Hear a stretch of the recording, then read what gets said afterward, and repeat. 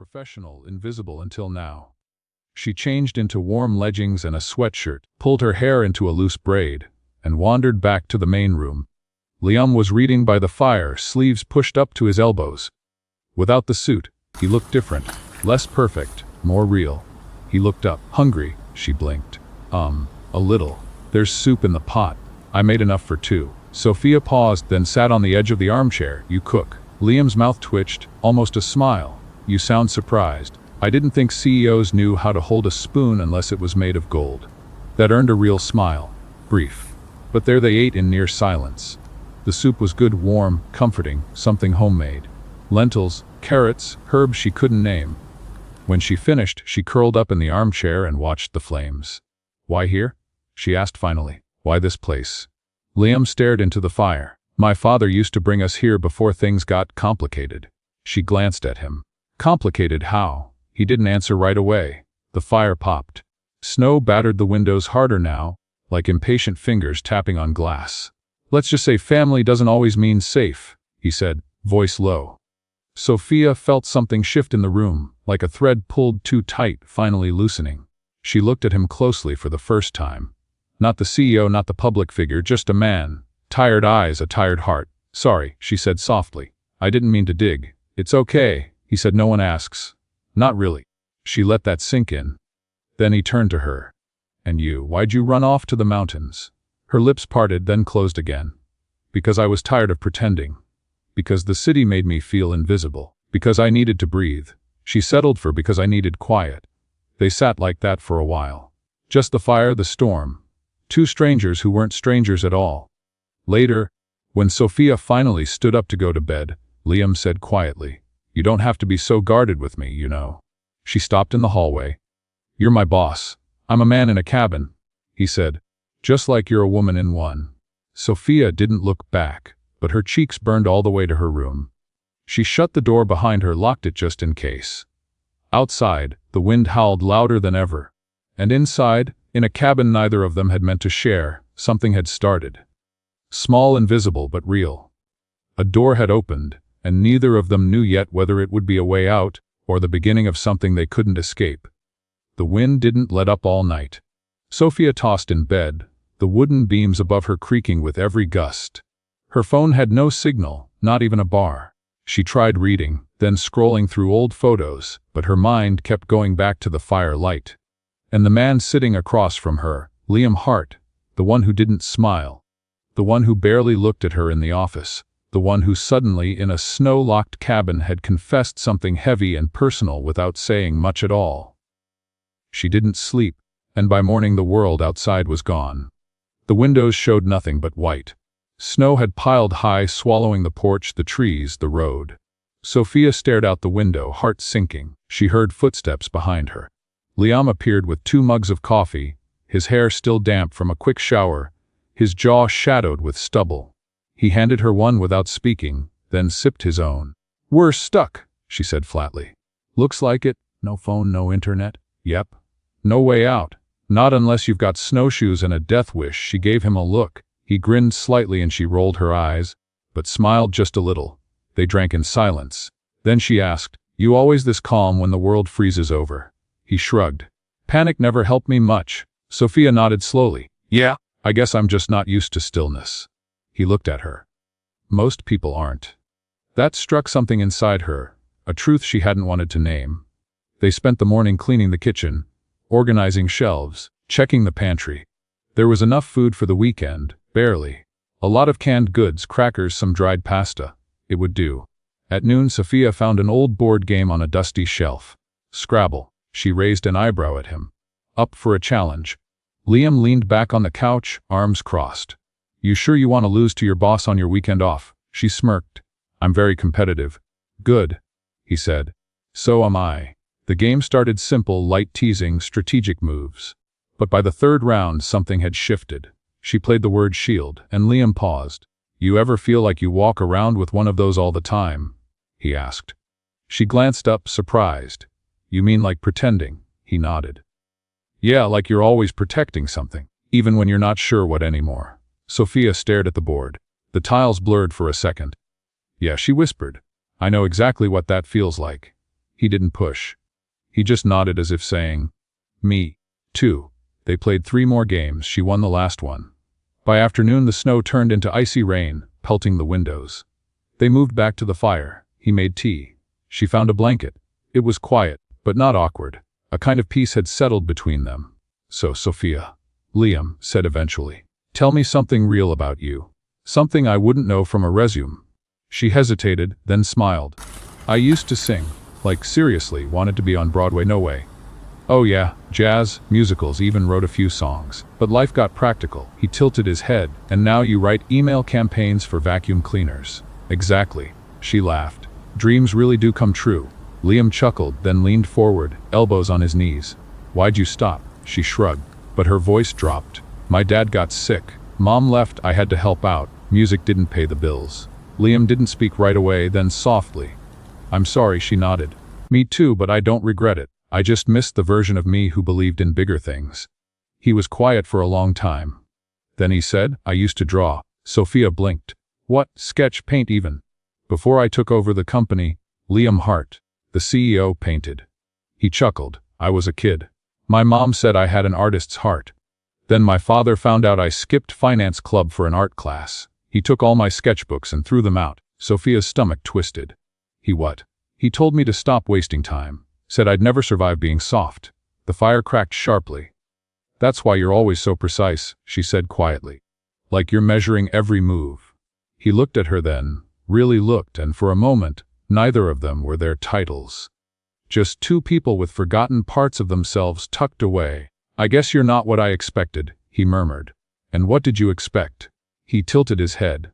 "Someone who would freeze the second something went off script." She smiled faintly. "I'm used to chaos." Their eyes held. The air felt warmer. Then the power went out. All at once, darkness. The heater stopped. The lights blinked off. They both jumped. Sophia groaned. "You've got to be kidding." Liam stood, already moving toward the utility closet. "Stay here, I'll check the breakers." She followed anyway, grabbing a flashlight from the drawer. They found the panel, all switches off. Liam flipped them. "Nothing. This isn't just the breakers," he muttered. "Something must have frozen outside. No heater, no Wi-Fi, and now no power," she said. "Is this your idea of a romantic weekend?" He glanced sideways. "Depends on who I'm stuck with." She laughed, caught off guard. So did he, and for the first time it didn't feel weird, it felt easy. They lit candles, bundled up in blankets. The fire became their only heat source, the only light. And slowly the night crept in. They sat closer than before. Shoulders brushing, conversation turning soft. Sophia looked at the flames. "Funny how quiet it gets without everything else." "Yeah," Liam said, "makes it harder to hide." She looked at him. "You hiding something?" He didn't answer right away. Then maybe the fire popped again, sending sparks upward. Outside, the storm raged on, and inside, between 2 people who never planned to know each other, something was melting. But just as it felt safe to settle in that quiet moment, a sound shattered it. A voice message, loud and distorted, crackled from Liam's phone. One he must have downloaded before the signal cut out. It was a woman's voice, cold, sharp, unmistakably familiar. "Liam, you can't keep ignoring this. If you don't end it with that girl in marketing, the board will find out and you will lose everything." Sophia froze. Liam's face went pale. The silence that followed was heavier than the storm. Sophia's heart dropped into her stomach. She stared at the phone as if it had teeth. Her breath caught in her throat. Liam scrambled to mute the device, his hand shaking slightly, but the damage was done. The message had echoed through the cabin like a gunshot. Her voice was steady when she finally spoke. "Was that about me?" Liam didn't answer. That silence said everything. Sophia stood slowly, the blanket slipping off her shoulders. "You need to explain what that was now." He ran a hand through his hair, face tense, jaw clenched. "It's not what it sounds like." "It sounds like someone thinks there's something between us," she said, her voice rising, "and that you're hiding it from your board." "There isn't," Liam said quickly. "I mean, there wasn't. At least not before now." Her chest ached. "Before now." Liam took a step toward her, then stopped. "That was Miranda, my ex. She's on the board. We dated when we were younger before I took over the company. She's bitter, controlling. She saw me talking to you a few times at work and started making assumptions. You never said anything because nothing was happening. I didn't want to drag you into it." Sophia folded her arms, trying to hold herself together. So instead, you let her talk about me like some office fling. No. His voice cracked barely above a whisper. I tried to protect you from all this. From her. The wind howled again, but it was nothing compared to the storm now rising between them. I thought this weekend was an accident, she said, voice breaking. But now I'm wondering if you wanted to be here. If this was your way of no, he said firmly. I didn't know you'd be here. I swear I wouldn't do that. She stared at him. His face was open, vulnerable in a way she had never seen before. His eyes searched hers like he needed her to believe him. Like he couldn't stand the idea of her not believing him. But her mind was spinning. Every look he'd given her at the office, every pause, every quiet moment by the fire. Was it all real or just another power play? I should sleep, she said finally, backing away alone. Sophia, don't. She turned, walked to her room, and shut the door quietly. But she didn't sleep. Couldn't. She lay awake, staring at the ceiling, listening to the storm. Every sound outside felt like a reflection of what was unraveling inside her. And somewhere deep down, it wasn't just the betrayal she feared. It was the possibility that this weekend had meant more to her than it ever could to him. The next morning, sunlight poured in through the frost-covered windows. The storm had passed, but the snow still covered everything like a thick white blanket. Still no signal. Sophia emerged from her room with dark circles under her eyes. Liam was already awake, sitting by the fire, staring into it like it held answers. Neither of them spoke. She poured herself a mug of tea and sat across the room from him. The warmth of the fire didn't reach her chest. Finally, he said, I didn't sleep either. She didn't respond. I kept thinking about what you said and how it must have sounded, that message. She stared into her mug. What did she mean by you'll lose everything?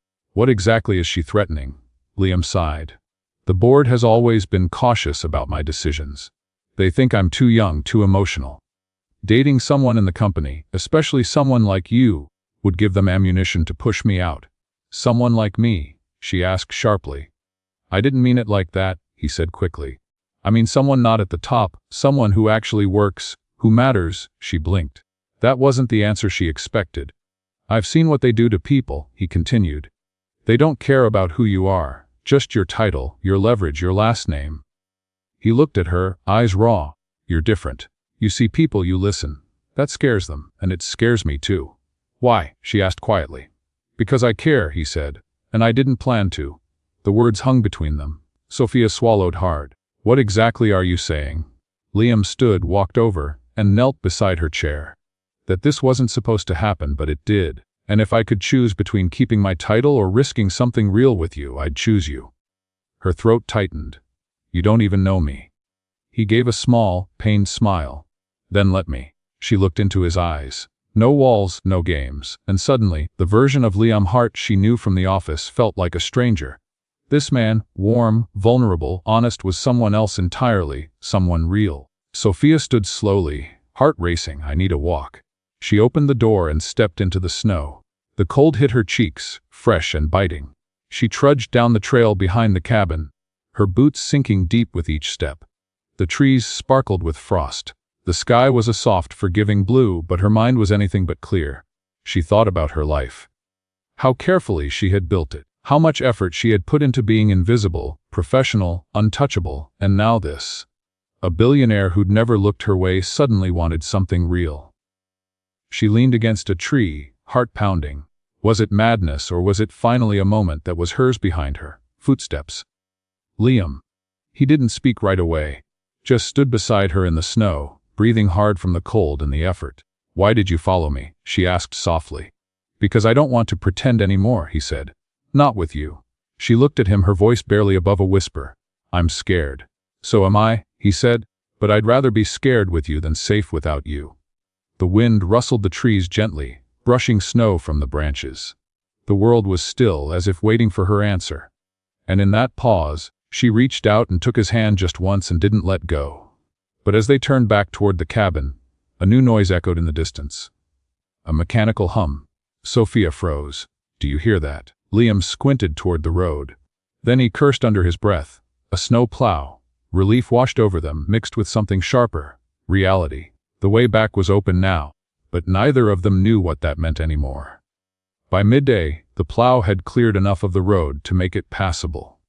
The snow was still thick in parts, but the silence of being completely cut off was gone. Sophia stood at the window, arms folded, watching the tire tracks stretch back toward the world they'd left behind. It had only been 2 days, but it felt like they'd lived an entire life inside that cabin. Liam stood a few steps behind her, his expression unreadable. "I'll call a driver to come pick us up," he said. Sophia nodded, her heart suddenly heavier than the snow outside. Neither of them moved. The bags were already packed. The fire was dying. The cabin that had once felt too close now felt like the last safe place on earth. "I don't want to go back and pretend," Sophia said, her voice low. Liam took a slow breath. "You won't have to," she turned to face him. "How can you say that? In the office, you're someone else. One cold, distant. You have to be." "I'm tired of that version of me," he said. "Maybe I needed this weekend to remember who I was before all of it." She looked away. "What if that version of you doesn't survive out there?" He stepped closer. "Then let's find out together." There was something raw in his voice. Not a grand declaration, not some cinematic promise, just truth, just him.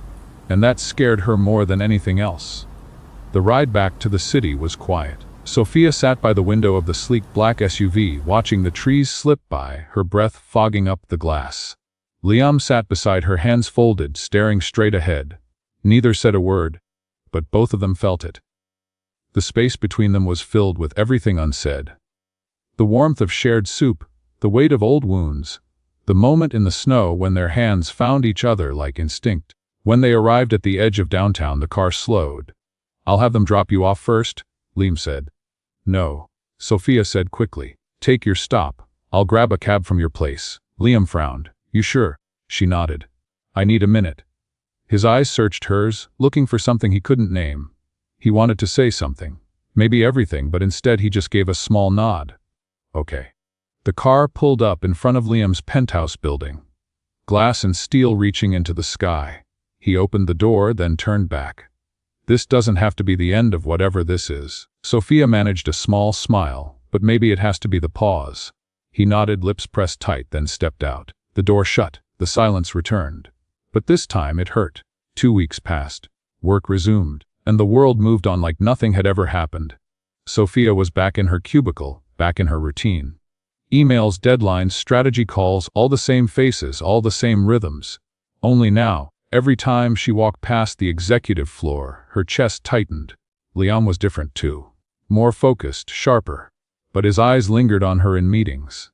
His tone softened when he addressed her, and twice she caught him looking at her like he was remembering something that made his breath catch. But they never spoke outside work, not once. And it killed her until one morning she arrived at her desk and found a small white envelope. No name, no stamp, just her initials written in neat cursive. Inside a simple note: "If we were strangers again and I met you at that cabin, I'd still fall for you." Sophia sat still, her hand trembling. Part of her wanted to run to him that second to throw caution into the wind, but something held her back. Not fear, not pride, something deeper. A need to know what this really was. If it was real beyond the storm, beyond the fireplace, beyond the snow. That evening, she left the office without saying goodbye. And that night, she sat on her apartment balcony, watching the city lights flicker. The cold breeze on her skin reminded her of the mountains, of a fire, of the way he'd looked at her when the rest of the world disappeared. She whispered to the sky, "Do I trust him or do I just want to?" The next morning, something changed. HR sent out a company-wide email. Miranda Lynn resigns from Hart and Vale's board effective immediately. Sophia stared at the screen. She reread it 3 times. Then her phone buzzed. A single message from Liam: "It's done. I chose what mattered. Now I'm just hoping you still do too." She stared at the message for what felt like forever. And then she replied, "Come find me, but not at work." That night, she waited outside the small cafe near her apartment. It was quiet, mostly empty. A few tables with couples leaning in close. Fairy lights strung above the entrance swayed gently in the wind, and then he appeared. No suit, no driver, just Liam. Hair slightly wind-blown, jacket open. And in his eyes, not the intensity of a man trying to win, but the softness of someone ready to risk everything. He walked straight to her, no hesitation. They stood face to face, everything in the world fading around them. Sophia looked up at him. So, no more hiding, he shook his head. Never again. She searched his face like reading a page she already knew by heart. And the company, he smiled, eyes warm. Let them watch, I'm done choosing power over people. She exhaled slowly. Good. Then, for the first time, outside the snow, outside the storm, outside the safety of that wooden cabin, she leaned in and kissed him. It wasn't dramatic, it wasn't loud, it was quiet. Real, like a promise whispered between two hearts that had been waiting too long. When they pulled apart, Sophia smiled. Guess fate knows how to make a booking mistake after all. He chuckled. Best glitch of my life. They turned toward the cafe together, fingers brushing. But just as they stepped inside, Sophia's phone buzzed again. A message from an unknown number. Careful who you trust. Not everyone's finished playing the game. She stopped in her tracks, breath catching. Liam saw the look on her face. What is it? She showed him the screen. His expression darkened. The storm might be over, but some shadows don't melt with the snow. Sophia stared at the message until the screen dimmed. Careful who you trust. Not everyone's finished playing the game. No name, no context, just a warning. Short, cold, and unsettling. Liam took her phone gently, reading it again. His face changed, not with fear, but with recognition. He knew something. Liam, she said quietly. Do you know who sent this? He exhaled slowly, then looked her in the eyes. I think I have an idea. Is it Miranda? Could be, but she resigned. She's out. I made sure of it. Sophia shook her head, heart thudding.